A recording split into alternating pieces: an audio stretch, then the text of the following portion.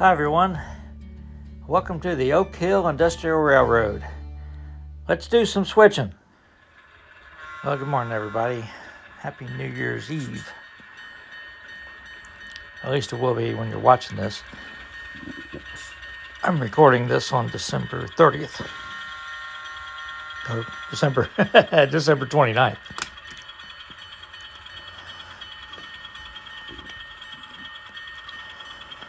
Let's start a new session in Oak Hill. You're not going to recognize any of the cars because over the holidays, with my family here and my friend Fran came down, we have ran 3 operating sessions in Oak Hill. And 1 in Chillicothe. Maybe 2 in Chillicothe, I can't remember now.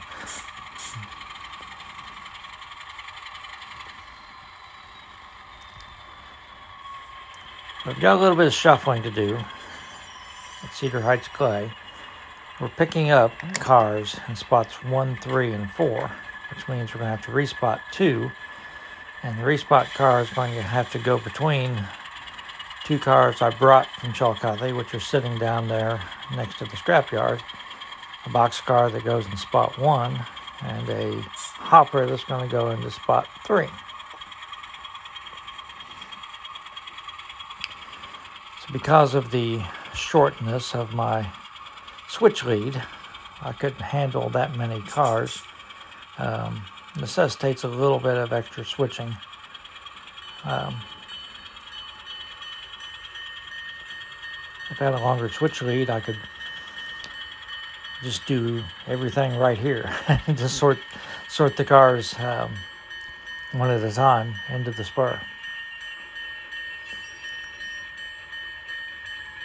So the first thing we're going to do is pull this red box car, and we're going to place it on the main line.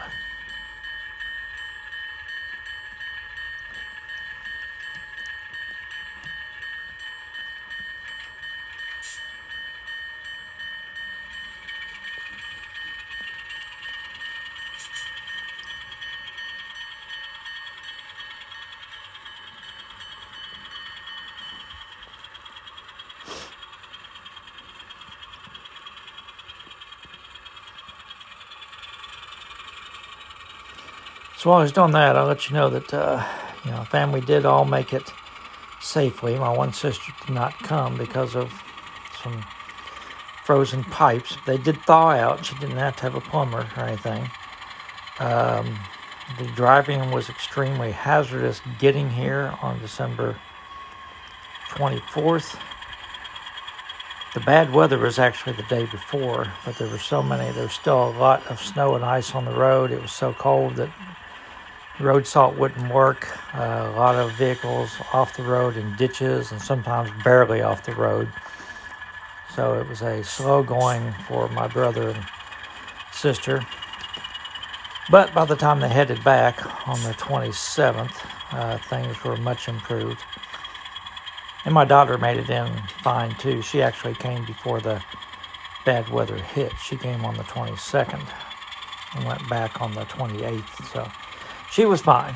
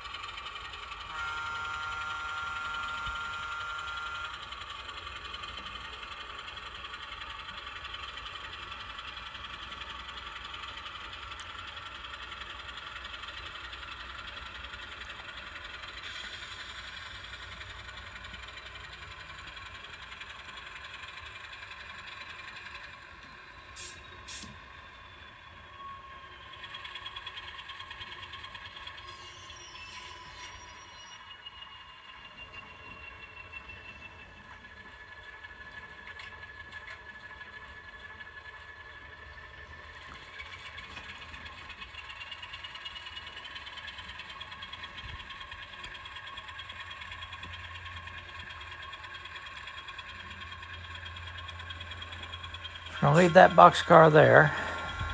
Now we're going to go pull the other 3 cars off the spur.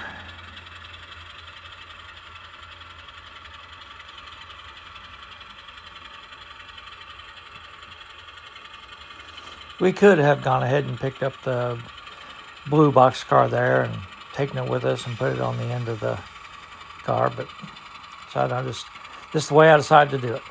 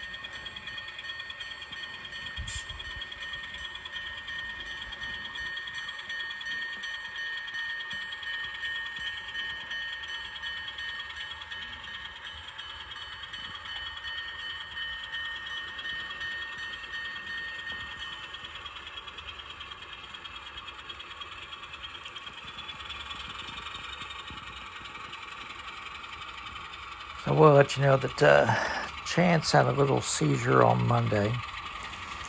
The poor guy, he gets feeling good. It's like he's in the backyard and he's just feeling good, so he runs.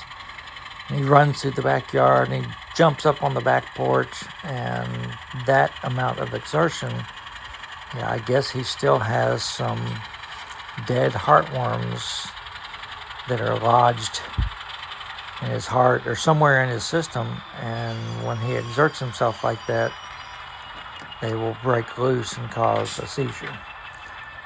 So it wasn't a bad seizure. It wasn't like the one he had a few months ago, which was the worst one he's ever had. He doesn't have enough seizures to warrant giving him medicine for it. Came out of it pretty quick, but he's been sort of low-key since then. Hasn't been real energetic. Did take a good walk yesterday with me.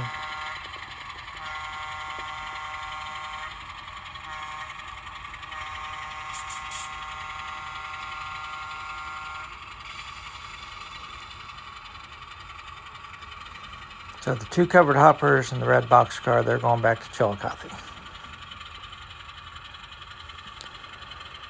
So after we get these cars on the main line, we're going to go pick up the blue Grand Trunk Western boxcar, which is going to go into spot 1, and couple it onto the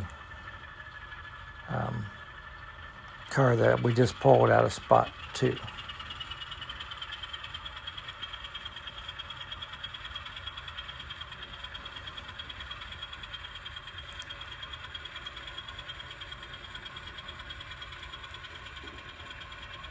So you're going to sort of see me going back and forth with the uncoupling tool.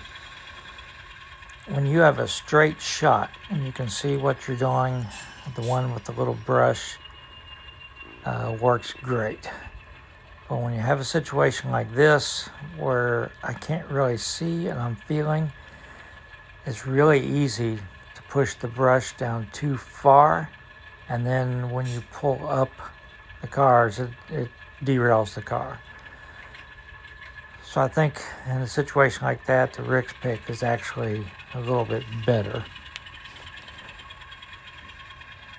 I think it just depends on case by case what your situation is, but you're going to I think you're going to be seeing me use the Rick's pick more in the future.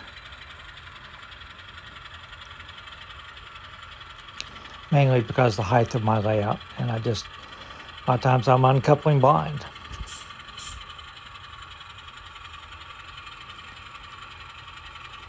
I could potentially trim some of that brush a little bit, because it's like a upside down Christmas tree. The deeper you shove it, the longer the bristles are. Possibly could trim some of those, might fix the problem.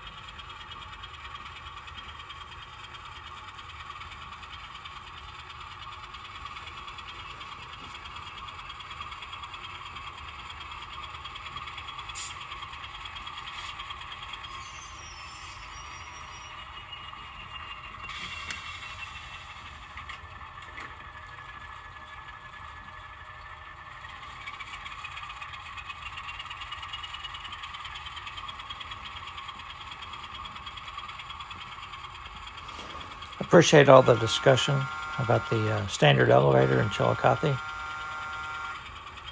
The company that tore the silos down, is still in business. Of course, that was 33 years ago. Tomorrow we are going to Chillicothe, and I'm going to try to go by there and see if anyone that works there now, it's a family-run business, remembers anything about the construction of the concrete silos.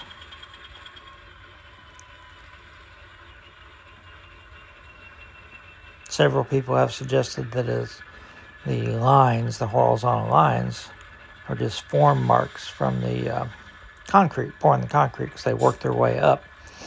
And that's a really good possibility. It probably is actually the answer. But I still want to know what the vertical lines are. And to me, they look like they're metal turnbuckles or something. They're all perfectly lined up. They're on every silo. Some are more visible than others. And my wife used to take pictures for the property evaluation. She had a job, and they went on every property in the county and took pictures of every structure, and a silo was considered a structure. And she said she saw many silos that had metal bands around them. Of course, we're talking about farm silos now, not big commercial silos. That's what she thinks they are. I've sort of gone on Google Earth and tried to search for old commercial silos that I could go, take a picture of and go look at them. There may be one in Kingston, Ohio, so I may try to go out and look at that. All right, so we're going to go pick up the southern covered hopper that's there, and that's all we're going to need to deliver to Cedar Heights Clay. We only brought 3 cars with us from Chillicothe. There's a box car that we're delivering to Ohio fire brick.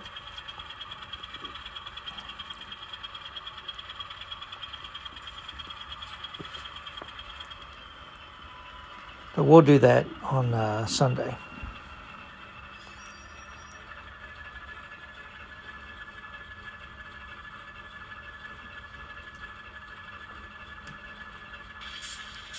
You can see there I used the Rick's pick.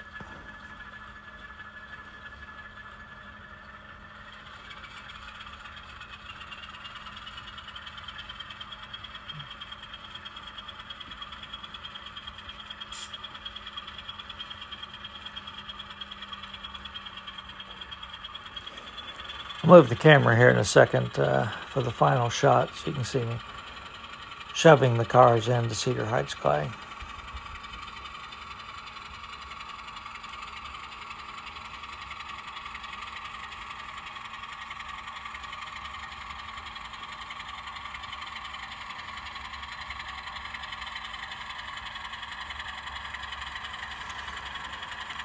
Had a really nice visit with my friend Fran, and he and his wife are, empty nesters.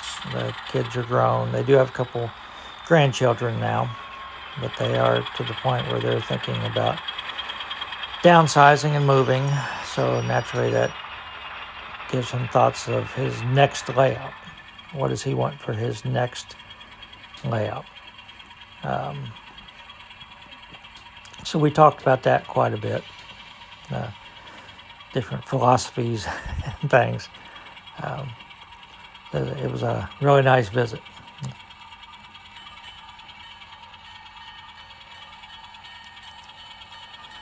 So the doors for Cedar Heights Clay were made for 40-foot boxcars, because when this place was built, a long time ago, that's what there were. So when I have two 50-foot boxcars, the doors are not going to line up. However, they do have a big end loader, and so I can load up, line up one door, and they can move the cars around a little bit. It's on their private property with their end loader. And grain elevators do that.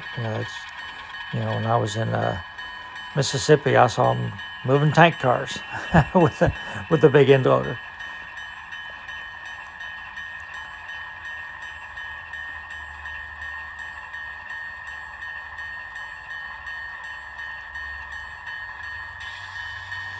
Basically, door one is lined up, and door two is not, so they'll have to move the cars when they're ready to